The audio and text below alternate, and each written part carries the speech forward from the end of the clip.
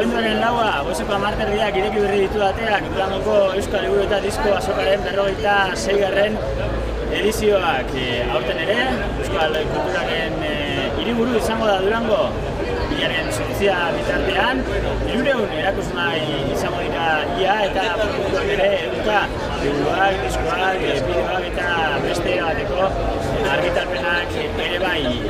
Galizia izango da aurten herrialde gonbidatua eta guneak ere sekula baino gehiago izango ditu aurtengo azokak, izan ere berriak izango ditu.